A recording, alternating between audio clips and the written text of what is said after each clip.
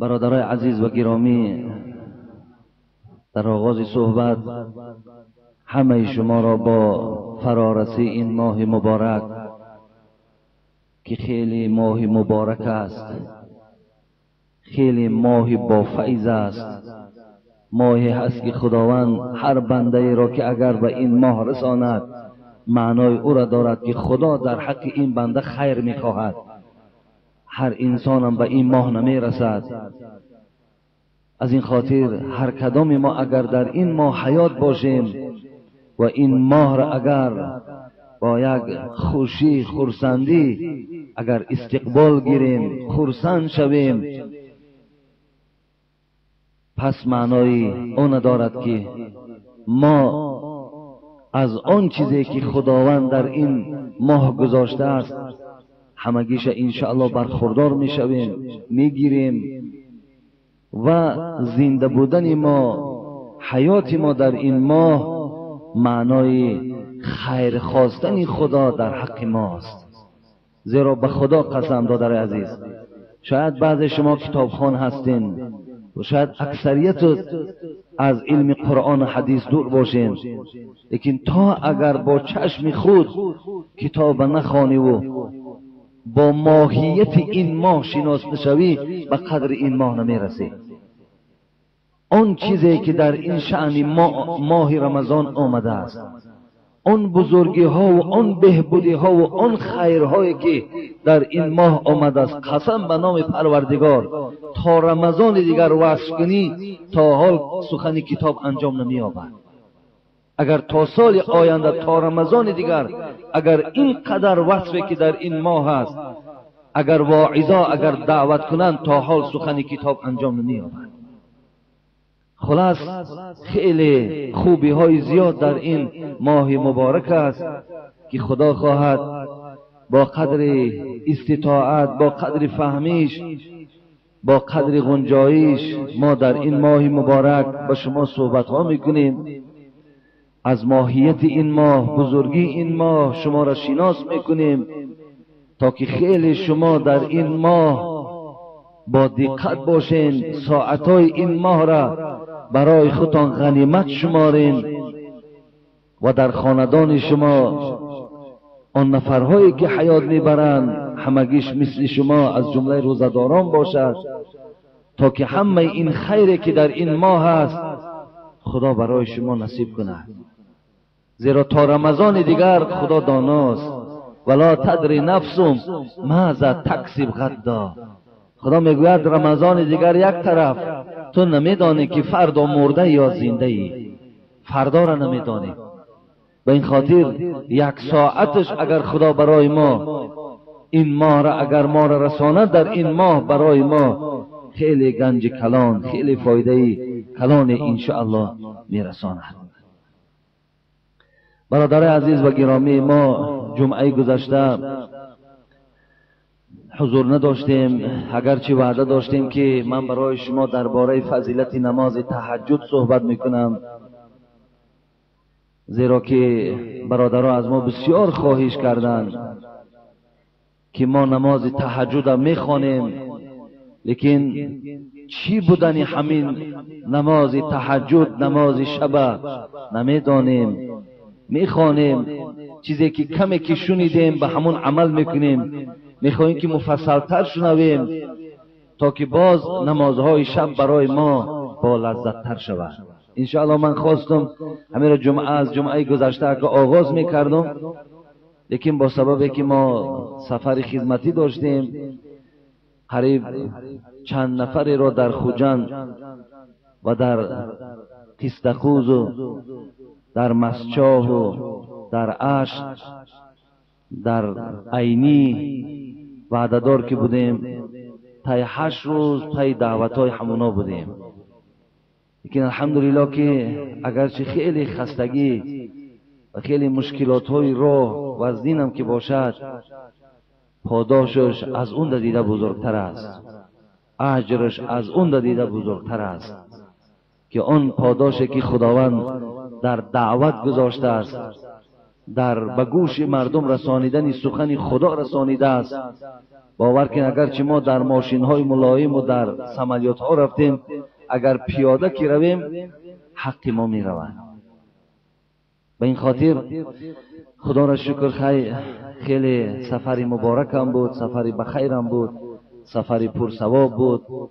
بسیار چیزها را راستی بار اونجاها ما دیدیم و بسیارم در خودمان همین خیلی یک خواهشات پیدا شد که خداوند همون اخلاق حمیده ای که در همون جوانهای در خوجند دیدیم، خداوند در همین جوانهای ما الحال هست. من انشاءالله از جوانای این جمعیت و این شهر هیچ وقت نالا نیستیم. خدا را شکر که در جمعیت ما هم در شهر ما هم بهترین جوانها هستند، خوش اخلاق هستند، خوش رفتار هستند، به قدر اهل علم میرسند، مسجد دوست دارند. خدا را شکر خیلی بهبودی های زیاد هست.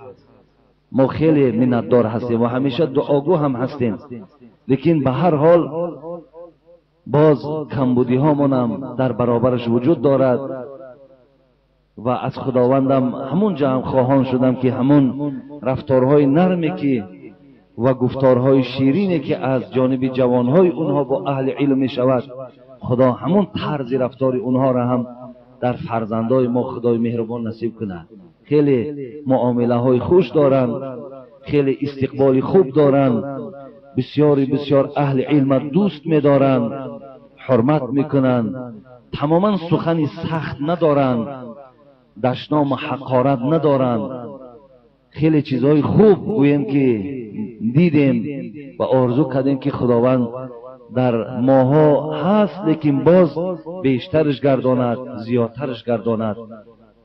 در رایان اش که یک مسجد کشادن، ما دعوت همون جمع داشتیم کشاده شوی مسجد. خیلی مهنت کلانه انجام دادن، قریب $1 میلیون در مسجد ساختن که خیلی مسجد آفرین به اون مسجد. اونقدر نقش و اونقدر مهنت هایی که در اون مسجد صرف شده است. در پهلوش باز تعمیر مدرسه رفته ایستاده است. مقصد بسیار خوبی های در پانغاز گفتگی همون دهه‌ای که در اشت است، همونجا همین مسجد خامد راست کرده است. خیلی زیبا، خیلی خوب که هر یک بیننده تانه بیند او را وصف کردن می شود. خدا را شکر خیلی در مرکز خوجندم آزمون قاری ها بود که جناب مفتی هم اشتراک داشتند و دیگر عالم ها هم حضور داشتند که در مسجد در مرکز در همون مسجد پنجشنبگی میگن همونجا گویم که آزمون قاری ها شیر، یعنی مسابقه قاری ها شیر. اگه باز همونجا هم به نام خدا وقتی قاری ها را دیدیم تلاوت میکنن، وقتی که همون سرمایه‌دارها پولدارها برای قاری ها مکافات جدا میکنن، جای یکم مثال فلان چیز داده شود، جای دویم فلان چیز داده شود. همین هم در دل من آرزو کردیم که انشاءالله روز از روزا اونها هم در همین مسجدای ما آزمون قاری می شود. ما انشاءالله در پینم هستیم که از تمام جمهوری آمده در اینجا هم آزمون قاری ها شود که تا که مردم ما به قاری ها شناس شوند، مهنت قاری ها را قدر کنند که در اونجا بچه های 8 ساله 7 ساله البته قاری یعنی گویم حافظ کل قرآن هست. یکی از بچه ها از لنینگراد روس بود، از سرگی سیوم جورا در کل حفظ قرآن گرفتند. سرگی از لنینگراد در همین جامعه 8 ساله بچه حافظ کل قرآن، جای سیوم گرفتن در بین همه. راستی بار به نام خدا خیلی جای تأسف که یک گویم مرد که از قرآن چندین هزار کیلومتر دور در 8 سالگی آمده حافظ قرآن می شود و بچه های ما و شما تا حال نمی فهمند حفظ قرآن چیست، حافظ قرآن چیست. این خیلی جای تأسف هم هست که یک بچه 8 ساله از لنینگراد بیاید جای سیوم در حفظ قرآن، کل قرآن حفظ. این چیزا رو هم در اونجا مشاهده کردیم، خیلی لذت بردیم و از خداوند دعا کردیم که دعای مسافر قبول می شود، که خداوند در فرزندهای ما هم همچنان حافظای قرآن زیاد گرداند تا که خانه های ما، شهرهای ما نورانی شود. خلاص از همه مردم، چه از مسجا برادرها، در مسجا هم بودیم، برادرای مسجاهی، برادرای قیستقوز و برادرای خوجند و برادرای اشت و برادرای عینی درغی که رفته بودم، همون برادرها همگیش به قومهاتون، به مردم شهرتون سلام ما را رسانین گفتن، یعنی سلام همه اونها به شما و سلام ما به اونها و خداوند همیشه دوستی و رفت و آمد و همبستگی را خدا بین ما و بین همه برادرها خداوند مستحکم نگه دارد. آیتی که در اول خواندم برادرای عزیز و گرامی از سوره مبارکه بقره بود. اکنون خدا خواهد من این سوره را برای شما تحلیل میکنم. اینجا 1-3-4 سوالی تعجیلی آمده است، جواب میگویم. بعدا خدا خواهد یگان 2-3 جمعه در اطراف همین ماه مبارک من با شما صحبت میکنم. بعدا در باب نماز تهجد خدا خواهد صحبت من آغاز میکنیم. اگرچه دیرم که شود این ماه کن ماهی هست که برادران را ما با ماه مبارک شناس کنیم. اعوذ بالله من الشیطان الرجیم. یا ایها الذین آمنوا کتب علیکم الصیام کما کتب علی الذین من قبلکم لعلکم تتقون. پروردگار از بالای 7 طبق آسمان برای آن کسانی که ایمان آوردند به بزرگی پروردگارشان، ایمان دارند به هستی پروردگارشان، به اونها خطاب میکند، به اونها ندا میکند، به اونها سفارش میدهد. ای کسانی که ایمان بر من دارین، ای کسانی که در هستی من باوری دارین. کتب علیکم الصیام کما کتب علی الذین من قبلکم. کتب به معنای فرض گردانیده شد. این یک ماه مبارک رمضان بر ذمه شما همچنان که فرض گردانیده بودیم این ماه را بر امتهایی که در پیش حیات داشتند. الله میگوید همون امتهایی که از دوره های حضرت آدم علیه السلام تا دوره محمد صلی الله علیه و سلم زندگی داشتند، پیغمبرها داشتند، حیات داشتند، و ذمه اونها هم ما این ماه مبارک فرض گردانیده بودیم. همچنان ای امتان اسلام، ای پیروان قرآن، ای پیروان محمد صلی الله علیه و سلم، خدا میگوید به شما هم ما این ماه مبارک فرض گردانیدیم. پس وقتی که این ماه مبارک به ذمه ما که فرض باشد چنانه که به امتهای پیشین بود، پس کسی که اگر از این فرض پروردگار روی میگرداند در پیشگاه پروردگار گناهگار میشود. کسی این کار میکند از دین بیگانه میشود. کسی تنبلی میکند، اهمیت نمیدهد، پیشگاه خدا برای نگرفتن این روز، برای نگرفتن این ماه گناهگار و در خجالت میماند. لعلکم تتقون. پروردگار گفت این ماه مبارک ما برای شما فرض گردانیدیم، شاید که شما در این یک ماه مبارک عادت کنین و انسانهای با تقوا شوین. پروردگار میگوید شاید که در این یک ماه مبارک شما عادت کنین بر غلبه بالای نفستان و شما از جمله کسانی با تقوا باشید. تقوا چه نقش بزرگ در اسلام می‌باشد. خداوند در قرآن ان اکرمکم عند الله اتقاکم، آن کسی در پیش ما شرف و عزت دارد که با تقواست.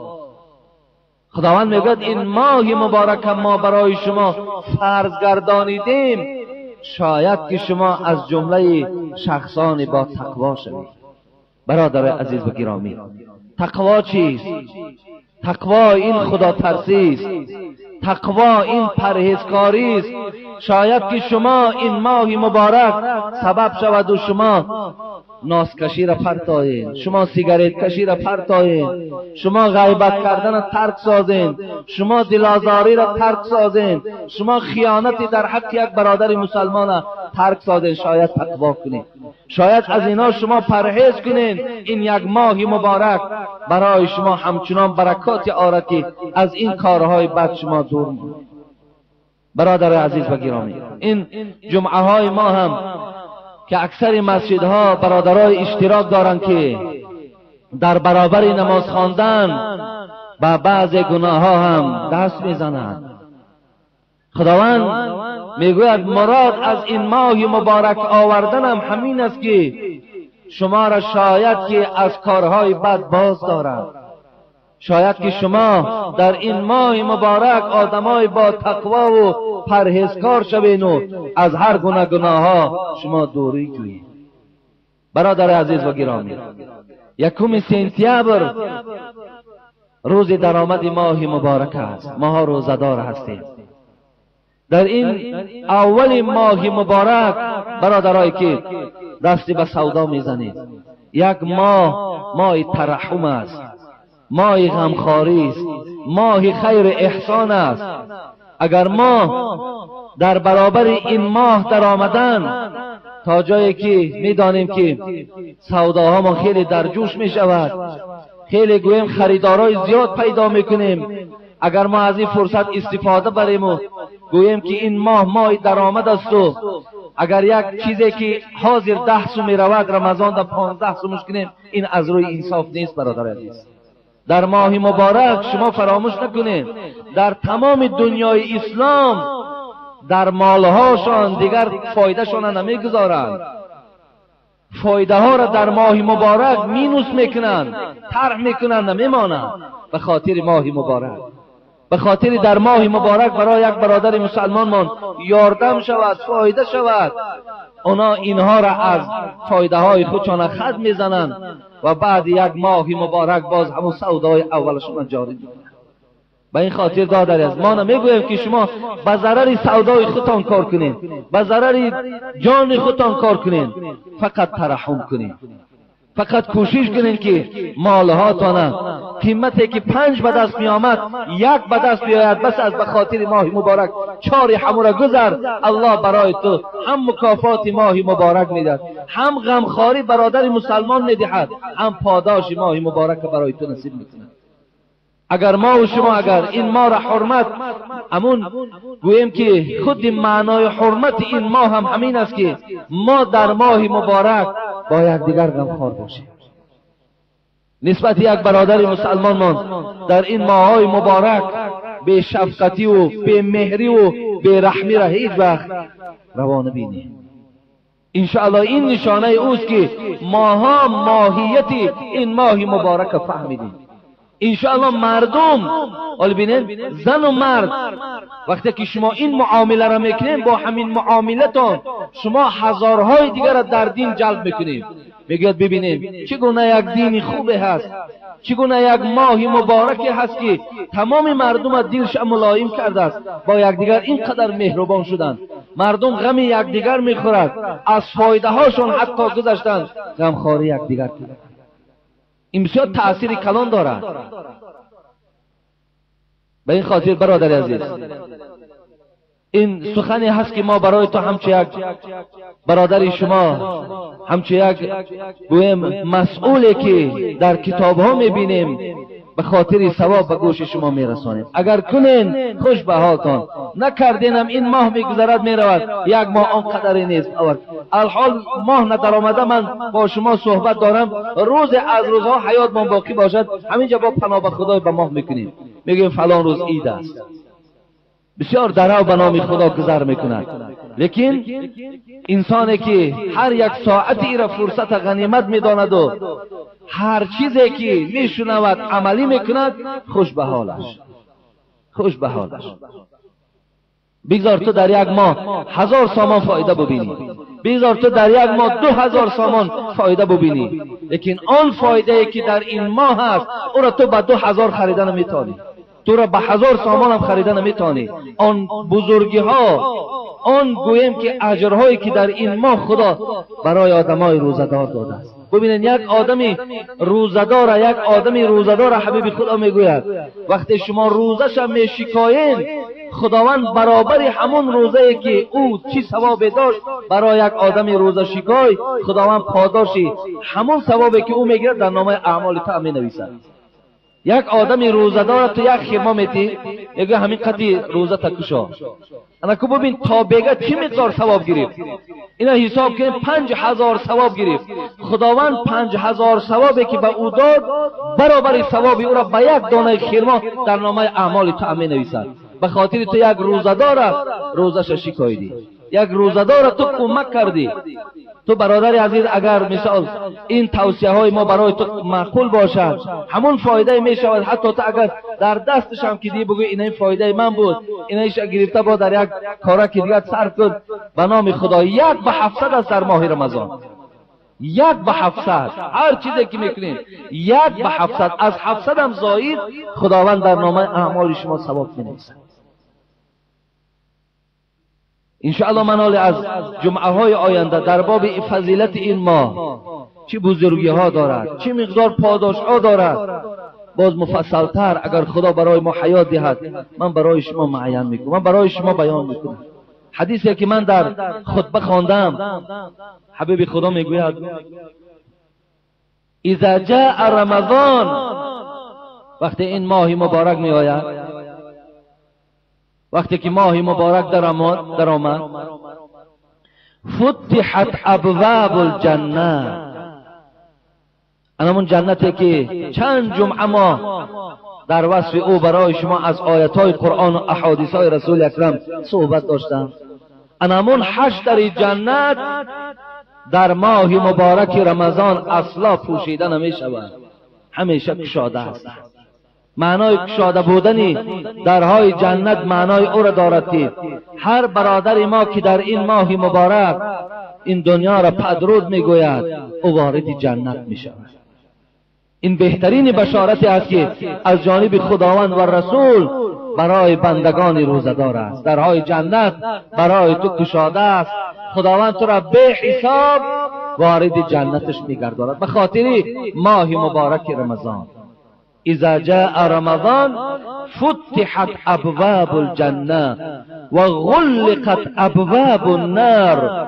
خداوند میگوید درهای عذاب 7 در دوزخ همگیش بستگی. در ماه رمضان درهای دوزخ گشاده نیستند. مقصد این درهای دوزخ ما بالای شما ای مردم روزدار بسته گردانیدیم و درهای جنت برای وارد شدن جنت برای شما گشاده نگه دارید. و صفدت الشیاطین، این شیطانی که امروز هر روز شما را وسواس میکند، هر روز شما را از راه درست در راه نادرست میبرد، این شیطان ها را همگی شما زنجیر بند میکنید. خدا میگوید هیچ شیطان های جنی هیچ کدامش عمل کننده نیستند، همگیش بسته شدند در ماه مبارک رمضان. برادر عزیز، درهای جنت گشاده، درهای دوزخ بسته. شیطانی که بیراه کننده انسان، دشمن انسان است، خدا همگیش زنجیر پیش میکند تا روز عید ما و شما خواندن. اینا بسته شدند، اینا را نمیکشاید تا که در بین بندگان خدا اغوا اندازند، در بین بندگان خدا فتنه اندازند، بنده های خدا را از این ثواب ماه مبارک محروم سازند. پیش از آنه که این ماه مبارک در ما و شما یک کمبود دیگر است. ما در پهلوی یکدیگر نشستیم، با یکدیگر ملالیم، با یکدیگر قهری هستیم. بعضی ها مکتوبان نویساندن که ما با ملا امام قهری هستیم، از پس اون نماز خانه می نخوانیم. ببین تا چه حد کار ما و شما آمد است که تا با ملا امام ما قهری هستیم، از پس اون نماز خانه می نخوانیم. روایت بخاری است، روایت ابو داود است. حبیب خدا میگوید لا یحل لمسلم ان یحجر اخاه فوق ثلاث. حبیب خدا میگوید حلال نیست برای تو ای مسلمان با یک برادر مسلمانت از 3 روز دیده زیاد تو اگر ملالی داشته باشی، تو قهرگی داشته باشی، تو غضب داشته باشی، تا 3 روز خدا تو را مغفرتت میکند، خداوند تو را عتاب نمیکند، عذاب نمیکند. لیکن فمن هجر اخاه فوق ثلاث، حبیب خدا میگه وقتی که اگر قهرگی تو از 3 روز زیاد دوام کرد، حتی در ماه رمضان تو قهری هستی، فما تدخل النار. حبیب خدا گفت خدا به روزه تو احتیاج ندارد، خداوند به تراویح تو احتیاج ندارد، خداوند به مسجد آمدن تو احتیاج ندارد، زیرا که تو در همین حالت قهرگی از دنیا گذشتی. حبیب خدا گفت دخل النار، درهای دوزخ منتظر توست. برادر عزیز و گرامی، پیش از ماه مبارک کینه ها را از دل دور کنید، حسدا را از دل دور کنید، ملالی که داشته باشین بگذار. بعض شخص اونقدر ملال و ناخوبه هست که دست دراز میکنی با تو سلام نمیکنه. من احتیاجی سلام تو نیستم. برادر عزیز، به نام خدا وجود تو، شکم تو پر از شیطان است. تو را یگانه شیطان است که تو را نمیگذارد دست در دست برادرت گذاری. یگانه وسواس شیطان است که تو را نمیگذارد که تو با برادرت آشتی کنی و با او در نزد دلب یک طبق نشسته باشی. این شیطان است که تو را بی‌راه کرده. این کبر فرتا. از ماه مبارک میخواهی که چیزی برخوردار شوی، میخواهی که آن پاداشهایی که در این ماه هست، برادر عزیز آدم شو، مسلمان شو. مشو ملا و صوفی شیخ کنعان، مشو ملا و صوفی شیخ کنعان، مسلمان شو، مسلمان شو، مسلمان، مسلمان شو. برادر عزیز، دیگر مسئله که ما و شما را در ماه مبارک شاید ناراحت کند این است که بسیاری برادرای ما تا ماه رمضان مسجد نآمدند، نماز هم نخواندند. همین ماه مبارک رمضان که شد، بعد میبینی مثال به مسجد میآید، در پهلوی ما و شما نماز میخواند. این معنای را ندارد که ما اونها را تحقیر کنیم، اونها را طعنه زنیم که تو 11 ماه کافر بودی و اکو 1 ماه مسلمان میشه، یا تو مسلمانی سیزانی که بچه هم تا میگن. همین ها را باید ما نگوییم. بگذار بیاید، بگذار مسجد آید، بگذار این برکات ماه مبارک است. وقتی آمد 1 ماه اگر همون داملایی که در همون مسجد است 1 ماه اگر صحبت شود، انشاءالله از خداوند امید است که دل همون آدم ملایم می شود. همون آدم هم از راهی که اختیار کرده بود بیزار می شود، دائمی وی پایبند مسجد می شود. او دائما دیگر انشاءالله نمازاش ترک نمی کند. فقط ما با سخن خوب، برادر عزیز، کس نمی داند در این بحر عمیق سنگریزه قدر دارد یا عقیق. کسی نمی داند برادر عزیز. به این خاطر ما به کافر، به خاری سوی کافر هم مبینی. مولوی میگوید به خاری سوی کافر هم مبینی، مبادای فروزت شمع دینی. چی میدانی که آینده او چی است؟ چی میدانی خاتمه کار تو چی است؟ چی میدانی خاتمه کاری وی چی است؟ این کسی نمیداند. به این خاطر ما طعنه نمیکنیم، ما گوییم که اونا را از مسجد پیش نمیکنیم، اونها را سخنای قبیح نمیگوییم، بلکه میگیم برادر عزیز خوش به حالت، دیر نه آمدی، بر وقت آمدی، خوب آمدی. ماه مبارک برای تو مبارک شود. خدا از ماه مبارک تو را بهره‌ور گرداند. گفته در حقش دعا میکنیم، در پهلوک ما نماز میخواند. این است آداب ماه مبارک. اینشان برادر عزیز و گرامی فراموش نکنید. من لم یدع قول الضر والعمل به فلیس لله حاجة فی ان یدع طعامه و شرابه. روایت بخاری است. حبیب خدا میگوید کسی که در ماه مبارک اگر به شوخی هم که دروغ گوید، به شوخی دروغ گفتن که این خودش گناه است، به شوخی گفتنی دروغ هم گناه است. من لم یدع قول الضر والعمل به، یا انسانی که با سخنهای فحش و فاحشه، دشنامهای قبیح در زبانش میراند، حبیب خدا گفتن که پروردگار حاجت ندارد این که تو خواه می نوشی خواه می خوری، الله به این روزه تو حاجت ندارد. ببینید 5 چیز گفتن روزه را میشکند. 5 چیز. خمس یفترن صائما. 5 چیز روزه را میشکست. اینا چی بوده اند؟ دروغ بوده است، غیبت بوده است، سخنچینی بوده است، قسم دروغ بوده است و خیانت بوده است. 5 چیز روزه های شما را میشکند.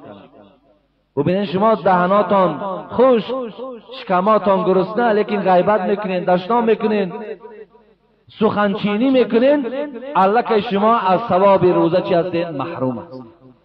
به شما ثواب روزه نه، بلکه به شما مشقت تشنگی و گرسنگی باقی است و خلاص.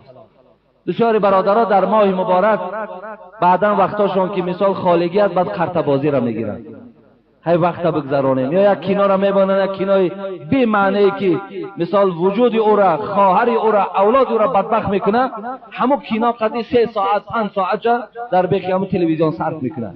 برادر عزیز با این قدم نزن. من پیشکی به نام خدا گفتیستم، ولی من که صحبتام دوام دارد اگر حیاتم باشه، لیکن پیشکی میگم که تو از ماه مبارک بهره نمیگیری.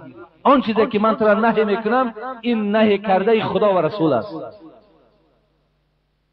شما وقتای خالگی تانه به قرآن خوانی گذرانید. دیروز من در یک معرکه هم قید کردم، برادر عزیز عیب است باور کن، شرم است به شما که قرآن خواندن نمیتونید.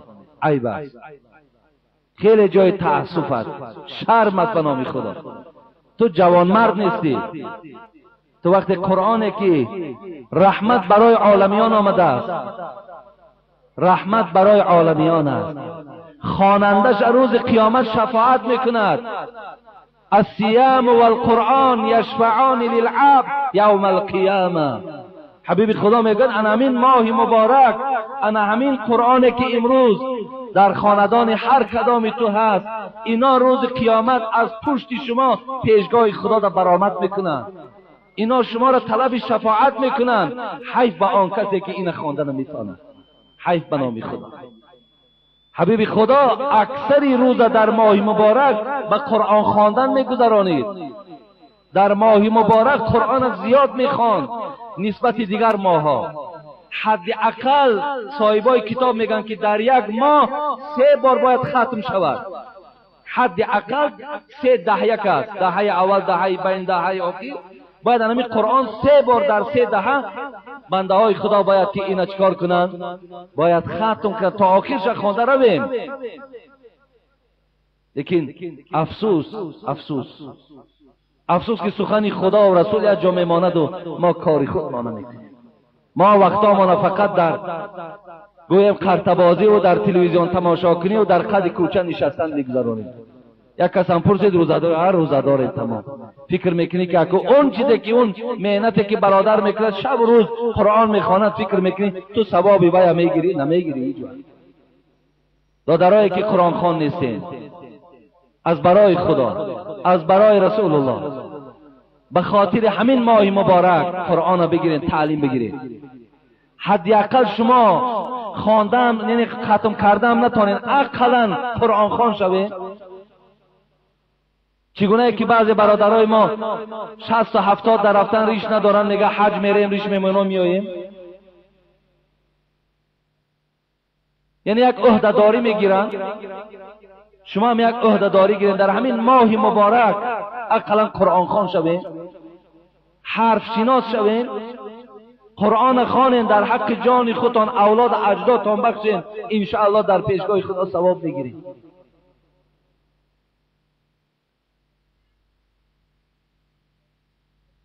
این است موضوعهایی که ما و شما انشاءالله در این ماه داریم. خدا خواهد من برای شما مفصل‌تر جمعه آینده بیان میکنم.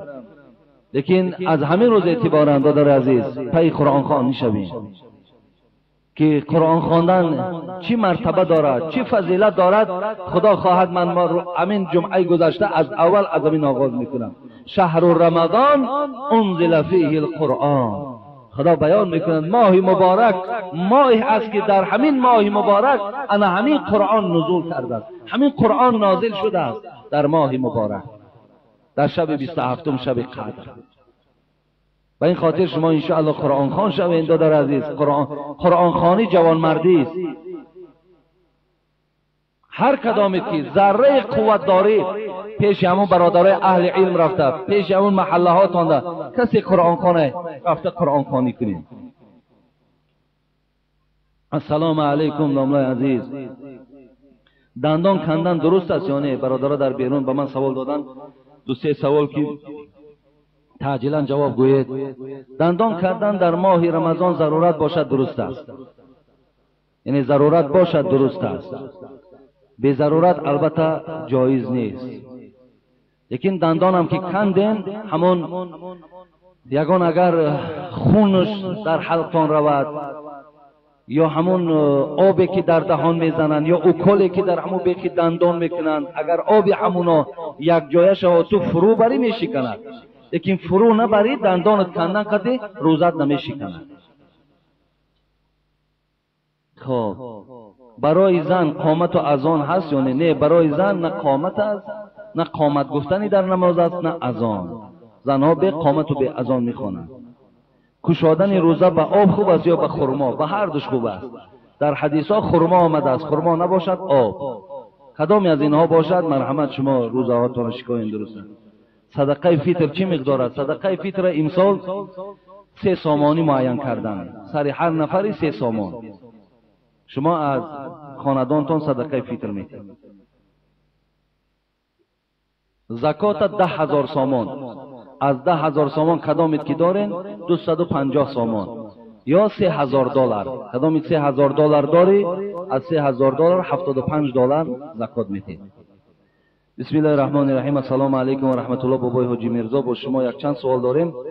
بعضی کسها بحث میکنند که اگر صورتگیری ممکن نباشد چرا خود حاجی میرزا سختگیری نمیکند که صورت مرا در ثبتای کسیتوی نبردارید؟ یعنی صورت خود شما را در این مسئله ما رو بفهمونید. ما درباره صورت زمانای گپ میزدیم کلی صورت ما در هیچ جا نبود. اگر شما گوش کرده باشین، گوش نکرده دادر عزیز، ما زمانای گپ میزدیم در اطراف صورت که ولی ما را صورت ما در هیچ جا هم نبود. اگر چنده که نمیجازی 100 آدم صورت گرفته سای خیلی کنم همین برادر عزیز، همینا را من گفتم صورت ما بگیرید. یا فکر میکنین که من راضی ام در صورت گرفتن همینا؟ ما راضی نیستیم برادر عزیز، راضی نیستیم. به این خاطر صورتگیری جایز نیست مگر از روی ضرورت باشد، درست است. ولی امروز برادر عزیز فقه معاصر، فقه حاضر زمان آمده است که صورتگیری درست است. از صورتگیری را بود درست است در فقه آمده است. از شیخای عرب گویم صورتگیری را جایز گفته‌اند، فقط صورت کشی را نادرست گفته‌اند. یعنی کسی به دستش صورت آدم میکشد اینش میگه نادرست، این صورتگیری به فوتوگرافش درست است میگه. با این خاطر در کار شاید فقه معاصر را برای تو دلیل میاریم درستش میکنیم با.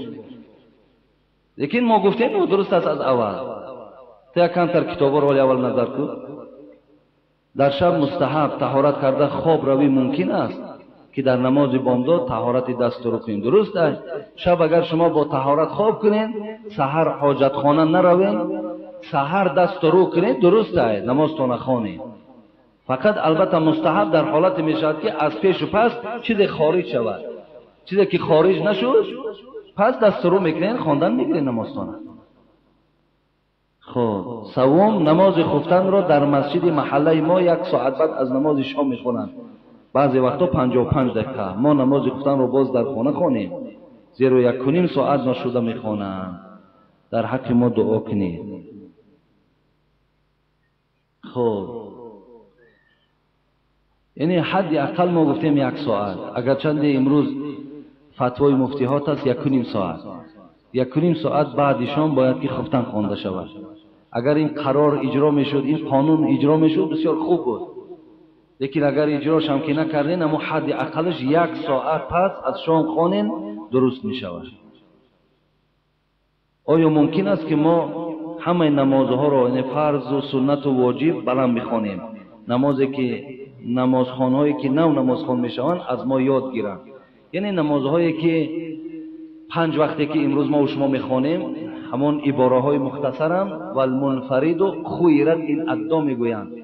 آدم تنها گذار اختیار داره، یعنی آدمی که خودش تنها خواند اختیار داره، بلند میخواند پس میخواند، کار او. این بلند خواندن در شرح الوقایه میگذرد که خاصه جماعت است، یعنی جماعت ده فقط بلند و پس اعتبار داده می شود که نماز بامداد بلند خوانده شود، نماز شام بلند خوانده شود، خفتن بلند خوانده شود. این خاصه فقط برای امام است و قوم. برای آدم تنها گذار در خانه بلند میخوانی پس میخوانی، او اختیار داری تو کدام نمازش هم میخوای بلند بخوان، کدامش هم میخوای پس خواندن بگی. درست است، هیچ چیز ضرر نداره. خب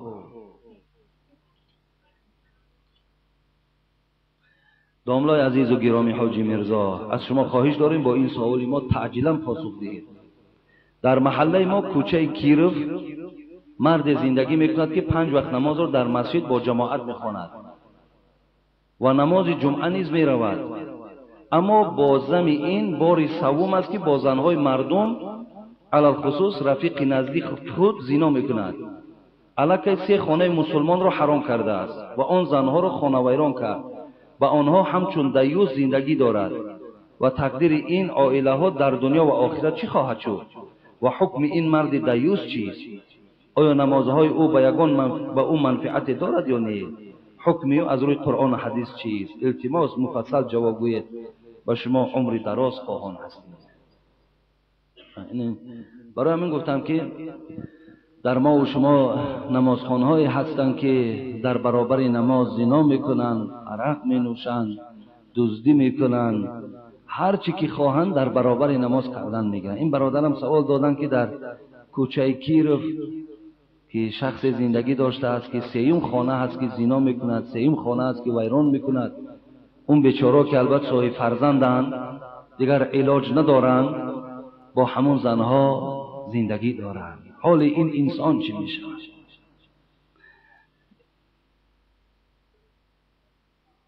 امام غزالی در کتاب مکاشفت القلوب در باب امر معروف و نهی از منکر قصه یوشع ابن نون میارد. پیغمبر بود، میگوید با یوشع خداوند خطاب کرد که اینی مهلک من قومک 40,000 من خیارهم و 60,000 من شرارهم. اگه یوشع این پیغمبر بود، خدا با اون ندا کرد که ای یوشع تو همگی 100,000 قوم داری، 100,000 قوم، 100,000 نفر داشته است. الله گفت که 40,000 همین آدمای خوبند، لیکن 60,000 همین آدمان ناخوبند. الله گفت که اینی مهلکون، من همش گفت نابود میکنم، هم 40,000 خوبه هم 60,000 خوبه. ای یوشع همگیش نابود میکنیم، همش هلاک میکنیم. حضرت یوشع حیرت ماندن، گفتن هؤلاء الاخیار هؤلاء الاشرار فما بال الاخیار. ای پروردگار، همین 60,000ش که بدبخت و زیناکار است، همین 60,000ش نابود کن. اوی 40,000ش اهل علم، اهل مسجد، خدا ترسن، اینا را چرا هلاک میکنی؟ الله گفت لم یغضبوا بغضب و واکلوهم و شاربوهم. گفت این 40,000 به خاطر آن هلاک میکنم که این نفرهایی که زنا میکنن، خیانت میکنن، کارهای نادرست میکنن، این 40,000 پیش راه اینها را نمیگیرن، با اونها هم نشینن، غضبناک نمیشوند، قطعیشان مراسا دارند، قطعیشان سلام علیک دارند، یک جا در یک خانه با گفتگو دارند. ببینید من که پروردگار هستم از عمل اینا غضبناک شدم، لکن این آدمای خوب غضبناک نمیشوند، به خاطر که اینها هم که در عمل بد اونها راضی اند. به خاطر این اول این 40,000 نابود میکنیم. برادر عزیز و گرامی، اگر همون یک قومی که در همون کوچه کیرف است، همه شما که وقتی که پیش راه همین یک انسان گرفته نتانید و در دورای پیش یک آدم دزدی میکرد یا یک کاری نادرست میکرد، وکیل و داملا و همه کسا جمعش دادن محاکمش میکردن، در بین مردم جمعش میکردن، در بین مردم میبرآوردن، گپش میدادن این چه عمل است که تو دست میزنی. یک بار شد، مقصد یک کاری هست که ممکن است هر کس سر زند، و 2 بار شد، 3 بار شد، و این چی کار هست؟ برادرای عزیز و گرامی، او شیخ سعدی میگو که چونین گفت زال با رستم گرد، دشمن نتوان حقیر و بیچاره شمرد. دیدیم که آب یک جویکی خورد، چون بیشتر آمد شتر و بار ببرد. ببینید اولی آیسا میگه یک نفر ای اهمیتش نمیتین، اولی چند کس میشوند همون محله را همه شر رسوا میکنند. این بدبختی این انسان زیناکار با در چند انسان دیگه تاثیر میکنه. شما تصور کنید که یک خانه که 6 کودک و 7 کودک دارد، این بدبخت ناکس وقتی همون خانه را که حرام میکند، فرزندا به تربیه، پدر دیگه با مادر خوب نه، دیگر تا آخر اینا با یکدیگر قهری، ای بیچاره شاید شرایطی دیگر خانه نداشته باشد، شرایطی در دیگر جا حیات نداشته باشد. ببینید قریب سری 10-12 آدم در یک عائله، اگر 3 عائله ممکن 20-30 نفر باشد، 20-30 نفر یک آدم پرازیت در هم محله همه را سرگردان کرده است. اما محله چی؟ دور ایستاده و نگاه میکنند. نه برادر عزیز، شما هم چاره ببینید. شما روید او را در خانهش نانش نخورین، در خانهاتون نان آب کردین، در خانهاتون در آب نانتون راهش ندین. مسجد که آمد و از اون پاگه که مسجد جوابش دین رود، خیلی آدم برای مسجد لازم نیست. دورای پیش در برای چی آدم ها را مثل کوری و رجیدا میکردن کتاب که عبرت گیره؟ برای چی پیغمبر خدا گفتن والله تهجر الا فی البیت؟ وقتی که زنت اطاعت نکرد، وقتی معاملای خوب میکنی زنت گوش کی نکرد، جاگت از تنش جدا کن. مثلا در هم یک خانه خواب، جاگت تو در او کنج خانه و در این کنج خانه زنک خواب کنه. وقتی جدا که ایستادین ممکن همون زن عبرت گیرد که خیلی عملهای ناخوب کردم و مرده کنه فارید، جاگش از خانه من جدا کرد. شما هم این انسان که آدم ناخوب است جداش کنه، این ده حق دارین شما. این چه جمعه خانی است، این چه 5 وقته نماز رفتن است که باز 3 خانه را در یک محله حرام میکنی. این حکم قرآن حدیث است برادر عزیز. لیکن در این مسئله هم نسبت زنهاتون سختگیری داشته باشید. از قانون در برند زنک میگه من راضی بودم تمام، میگه برین جواب. برای شما نسبت زنهاتون هم توجه داشته باشین. ولی بسیار مردم ما که مردم مهمان نوازن، بعد یک یار رفیقمون که آمد بعد چیکار میکنیم؟ بعد زنک هم میگیم بگی خدمت کردم بگی. پیش همون یار رفیق مونده، بعد زنکامون خدمت میکنن. بعد خم راست شیدن که میگیرد، خواهی نخواهی نگاش میکند، خواهی نخواهی چشم در چشم همون میزند. خب 1000 فکر 1000 خیال در دل زنک در دل همون گویم مهمان میگذره. این رفیقش میگد. آدمی را که مثال خانهش ویران کرده است رفیقش است. این ما و شما یک سادگی دیگه داریم. خیلی خدمم که نباشم برادر عزیز خانم هست که برم مهمان شه. آخی مهمان نوازی نیست دادر عزیز. و ما از این خیلی رفیق بیزاریم به نام خدا که من خودم نباشم در خانه من رفته مهمانی کنن. این ممکن نیست.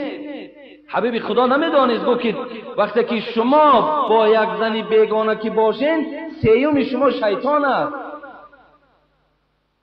برادر عزیز و گرامی، این سادگی ها را پرتای. ما مهمان نوازیم، ما مهمان دوست میداریم، لیکن در حضور خود ما. زنی ما حق ندارد که رفیق مرا مهمان داری کنه. این ممکن نیست که زنی ما برآمده با رفیق من سلام علیک کنه. برای این مسئله را هم شما دادر عزیز جدی بینید. همون زنها را هم فهماندن در کار. همون جای سستی و جای بیم که همون سادگی هایی که هست، همون جا در نقطه گذاشتن در کار است. لیکن این آدم برادر عزیز شما محاکمه کنین، پیش از همین رمضان مردم را جمع کنین، وکیل بیارین، داملا را بیارین. برای چی این آدم در این کار چنگ میزند؟ فرزنداش را بیارین. خب تو که فهمد که مثال این مردم خواب نیستند، این مردم از اون نمیترسند، برای او درس شود.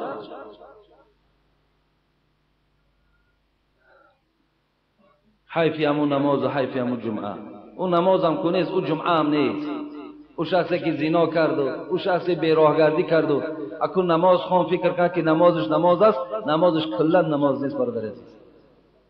او هیچی اون نماز هم ندارد، او عبادت هم ندارد، او دروغ و مسخره کردن است، او فریب دادن است.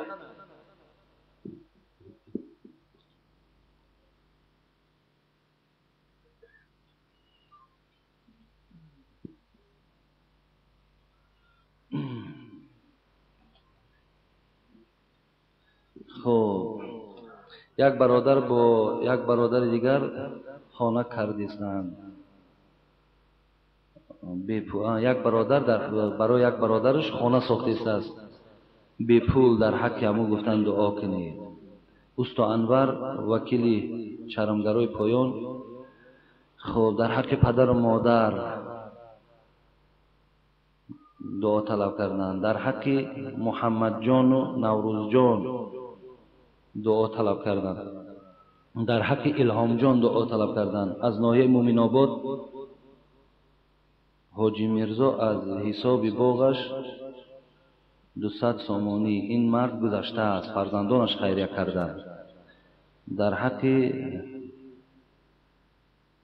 الهام جان دعا کنید، در حق شخصانی که در صندوق خیریه دعا خیر کردن دعا کنید. خداوند خیر احسانها را قبول و امید و آرزوهاشون خدای مهربان حاصل گرداند و این ماه مبارک خداوند برای همه ما و شما مبارک گرداند و روزه گرفتن این ماه را خدا به همه ما و شما موفق گرداند و تا آخر این ماه خدای مهربان همه درد و غم و مشکلات از بالای سر ما و شما دور بگرداند. برادرای مهمانی که در این مسجد هستند خدا در قدماشان حسنات نویساند، صحت و سلامت آمدن، خداوند صحت و سلامت به خاندانشان رساند. آمین یا رب العالمین. یک اعلان دیگر دارم برادر عزیز، همینم با دقت گوش کرده باشین. ما خیلی تایی چند وقت بود که دو میکردیم که در پهلوی همین مسجد ما یک مدرسه سازیم، پیشنهادها کردیم. خب و خدا را شکر که اجازه چه گرفتیم، اجازت دادن که مقصد مرحمت فقط ما این مکتبی که می سازیم از 2 بخش عبارت است. گویم 50% 4 زبان می رود، یکی زبان روسی، انگلیسی، عربی و تاجیکی و 50% دیگرش انشاءالله علم قرآن و حدیث است. و همین برای ما هم رخصت دادن. دیروز من بودم در همون حکومت ها گفتن که البته اعلان کنین مثلا از پای ساختمان شوه و همین خاطر حاضر فقط مسئله می زمینش کمتر ولی حلی خودش نیافته است، زیروی زمینی که در پهلوی مسجد ما است زمینی ما نیست، لیکن ما کوشش داریم که همین زمین همون زمیندارا انشاءالله در بالانس ما میگردانند. ما در همینجا خدا خواهد همون مدرسه زمانویی که گوییم با دیپلم و با تمام بها و با معلم و با همون چیزی که هست، همون قاعده حاضر زمانی که هست، همونش قطعی خدا خواهد انشاءالله از پیش میشویم. و 2-3 برادرهای داریم که خدا خیرشان دهد، گفتن شما کاره که آغاز کردین ما همراه شما هستیم، کمکتون میکنیم. چگونه که همین مسجدها در مدت کوتاه ساخته شدن، همینجا مبلغای خیلی کلان رفتگی هست. خدا خواهد همیشه هم با دعای شما و با دستگیری شما انشاءالله همیشه می شود که در شهر ما و شما هم جایی هست که بچه ها مثال از همه علم خدا خواهد بهره‌ور می شوند و معلمه های این مکتب گوییم که تأمیناتش از حساب مسجد می شود. همین خیلی عهده‌داری هست که ما اونها را تأمین میکنیم، مبلغ خوب میدیم، لیکن درس خوب از اونها طلب میکنیم که تا که مثال بچه ها را مثال بی سواد